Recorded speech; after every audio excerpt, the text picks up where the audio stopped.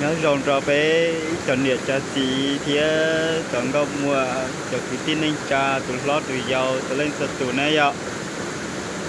Để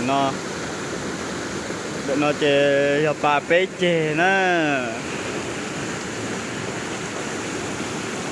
để nó cho bà bé chơi rồi cho nên một sai thì người to hơn chúng con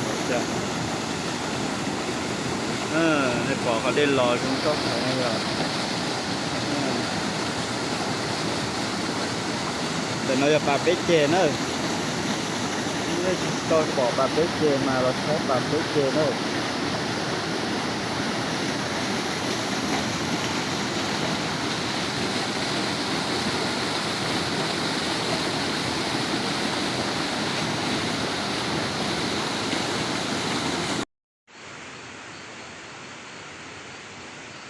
Nó nữa, để nó nếu mấy lúc họ chua trong này bỏ nó này ạ. Mấy lúc họ chua nếu cô to cỡ nó trong này bỏ lên nó nè.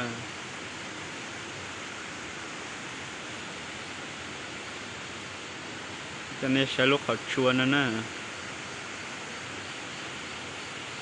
Lúc họ chua nó nữ ít chữ mua nhỏ thì nó lò nè.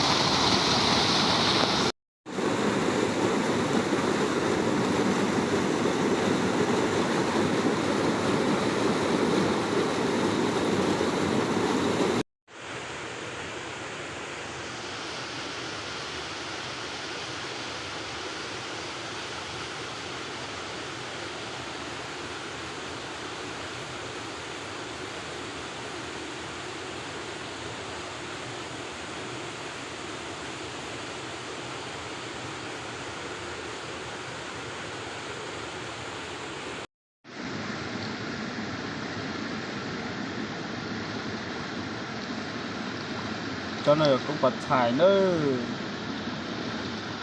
cho nó mà cũng hộp bò nữa, lúc bây giờ nó cho nó nhỏ hạ giống nữa, để chỉ là cho nữa, cho nó được tuần nữa, nhưng đỡ bây giờ này bỏ nó cũng bật thải. Cái này là rau cưa nhá mọi người nhá, rau cưa nó có tự nhiên nhá, không phải là người trồng đâu.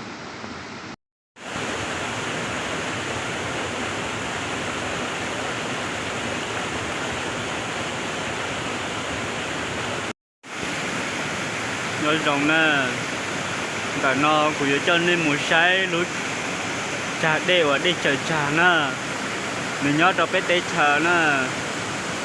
để nó để tôi rằng nó bỏ trà chơi nó rung to để mất thay nó cái trái này ở cho chơi nó cũng xía cờ liệu, của chân nên một trái lúa trà đây chờ trà nè, đấy một trái ok.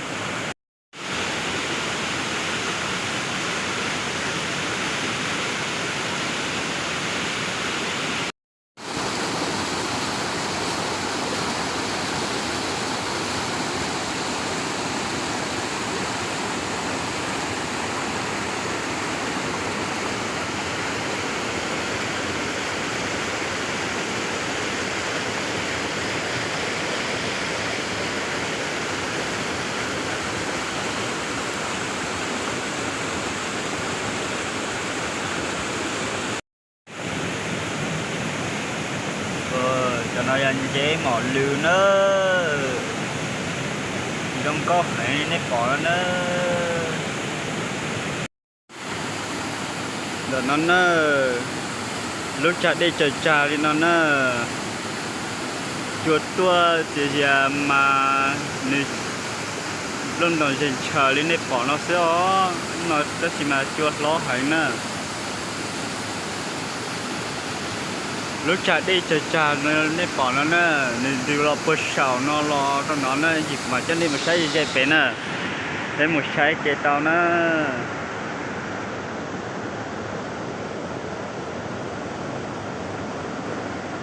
để một trái chả đi chả nó nè, cho nên một trái chả đi chả, lúc chả đi chả nó, nên điều gọi nó nè. lúc bạn ấy bỏ nó giờ bạn sẽ đắt tá cờ nữa họ u tụi đây nó nếu muốn chơi hay nếu muốn đắt tá nếu tí tê thì xí mà nhìn nó nếu thú tài nó nếu bỏ nó giờ lúc bạn đây nó nếu nhó lo được họ cũng sẽ nó quên tràn nó lo nữa quên tràn nó lo muốn để con nó lo cho bờ bể lúc thành đây đấy này bỏ này giờ lúc bà đây nó giờ đây bà đây bạn chơi cờ nó nè bà đã打cờ nè nếu cũng lo hành thì chỉ nếu thú tài này bỏ nó nè nếu chơi về nó nên phải khó to nữa nên sai nó đây là chơi trà trong có hay nữa nếu lo có sợ nó lo đó nếu lo đấy khó lo đó chỉ bằng nếu lo chơi trà nó nè tôi chuồn chia thế nào của cho nên một sai là họ tôi chuồn đê nó vậy để họ nó mà tôi chuồn chia thế nó trà đây trà nó tôi chuồn chia nên sao tôi chuồn chia cho họ nó mà người chỉ nhớ tuổi người cho chuồn đất chi thế nào vậy nên nó nên tôi chuồn chia nó đã trà đây trà trong đó phải nè cho nên sai lúc bắt chuột thì xia lúc bắt chuột thì xia bỏ nó đi lúc xia bỏ nó đi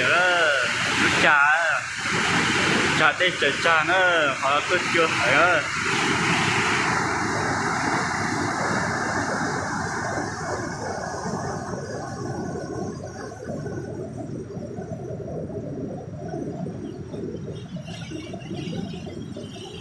nhìn lò bờ sầu nó lo nữa nhìn lò bờ sầu họ vào để bỏ nó lo nữa nhau này cái chim bò họ để lo này nhìn lo với cái đời trong có hay mà lo cho còn chả để trà nữa